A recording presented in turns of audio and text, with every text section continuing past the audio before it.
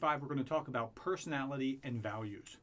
So personality is described in the book as a dynamic process describing the growth and development of a person's whole psychological system. Now, it's probably easier to understand it as just how an individual acts and interacts and reacts to other people. That's his basic makeup or personality. Now, if you look at a children's book, Winnie the Pooh, you see that the author put in a number of different personalities to each of the characters. For example, Tigger's always bouncing and always excited, right? Eeyore's not. He's very depressed. And then you have Rabbit, who's a kind of a worrier, right? And, Winnie the Pooh's kind of a drug addict. I mean, if you look at his quest for always getting more and more honey, something's not right. The only rational or sane ones are Roo and Kanga. Now, the author put those personalities in there to make it interesting, but you'll find various personalities where you work. Personality tests can be useful in hiring. It can be useful in making hiring decisions.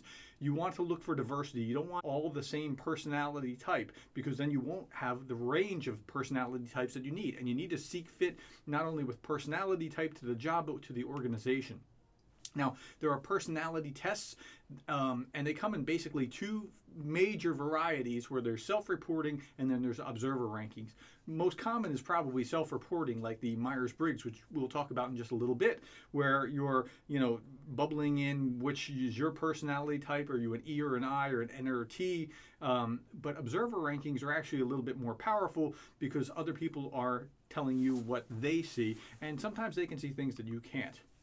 Personality determinants are things like heredity.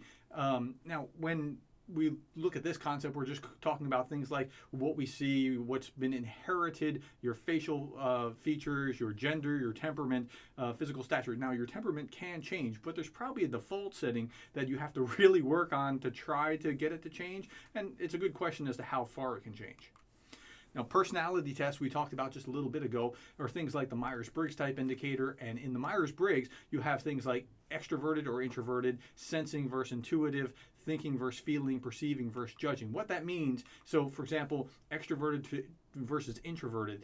Extroverted means that you draw your strength from being around other people and getting to know other people and spending time.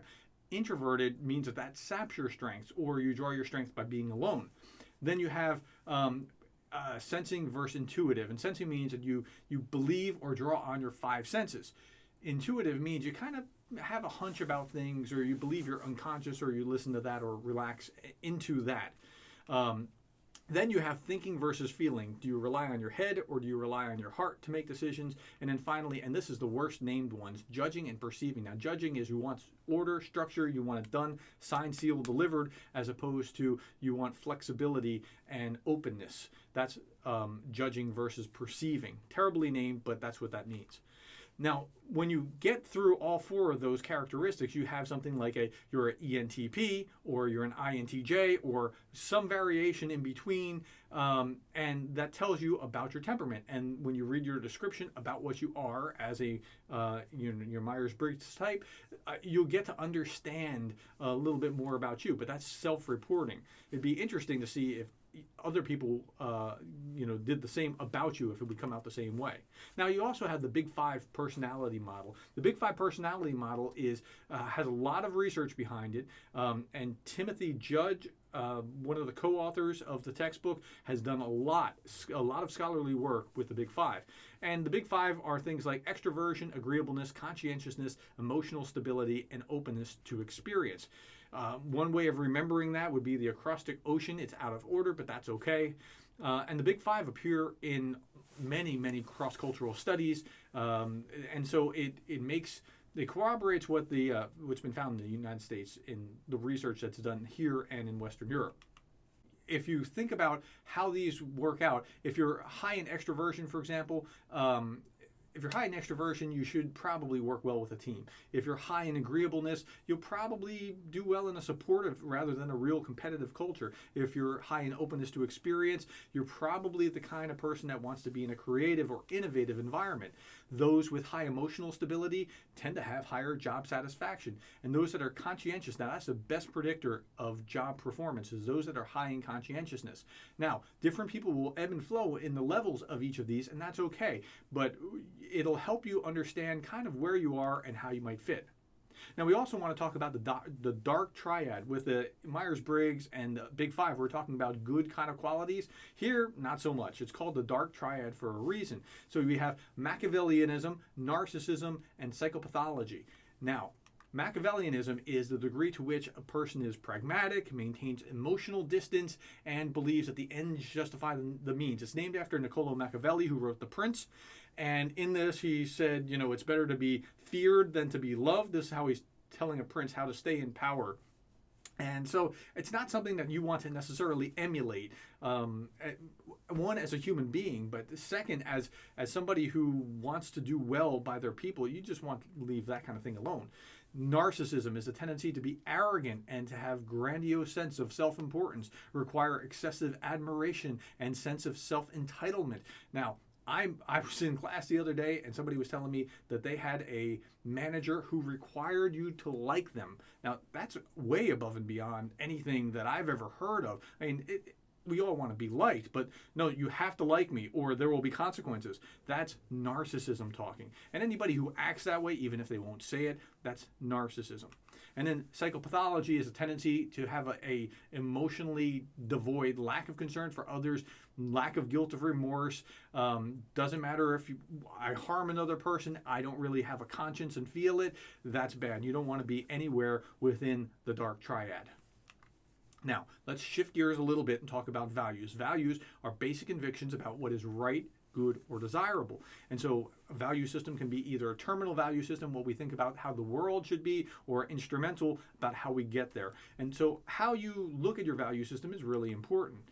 Okay, so here we have a list of values of different groups of people. So you have executives, and you have union members, and you have activists, and they have slightly different configurations as a group. Okay, so if we take their values, or we take the values and we rank order them, and then we say, well, what's the rank order, most common rank order? And you'll see there's things like there's honesty and there's ambition and there's independence and capableness. So how, if you had to put one over another until you get to a top and a bottom, what would your values be? Now, this is important because if you're ambitious and maybe less honest about it, what are you likely to do? So ranking your values is very, very important, and you should try this exercise. Hofstede's 5 values dimensions of national culture. Now, Hofstede, 30 years ago, maybe a little bit more, worked on 5 dimensions of national culture. Things like power distance, individualism, masculinity versus femininity, uncertainty avoidance, and long-term versus short-term orientation. And what he found is different national cultures kind of relate to these things differently. So power distance is how comfortable are we with people that are very powerful or very wealthy as opposed to not very wealthy. The opposite of that would be to be equalitarian. We all have to be the same. Then individualism versus collectivism is, say, individualism, think United States, collectivism, think former Soviet Union, as far as the distance between there, or maybe China. Masculine versus feminine, think New York City as a masculine city. I think Paris as a feminine city.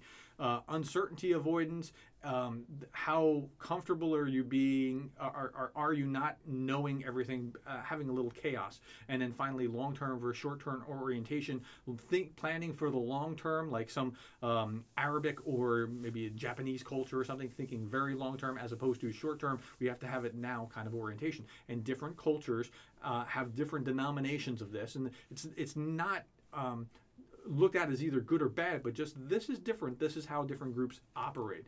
So Hofstede's work has been done for, like I said, more than 30 years. It's been enormously influential, and it led to the GLOBE framework. The GLOBE framework has data from 825 organizations in 62 countries. And what they've done is they've kind of grouped different cultures, like Western European culture acts a certain way. Britain's a little bit different. Eastern European is different. Much of Africa is different. The Middle East is different. South American culture is different, right? And there are different denominations of how they operate. And so that'll be interesting to read about. Okay, so we're basically done with most of the major things in this chapter, but here's what I want you to understand. As a manager, you're more likely to appreciate employees who fit, and so you want to understand their personalities as they come in. Now, your employees are also going to be more likely to be satisfied if they fit. So you want to screen candidates for things like, say, high conscientiousness is good, but just fit in general. And you want to screen out things like Machiavellianism or narcissism or psychopathology. Thanks for your time. I appreciate it. We will talk again in the next lecture. If you have any questions at this point, feel free to email me. I'm an email away. Talk to you in Chapter 6. Bye.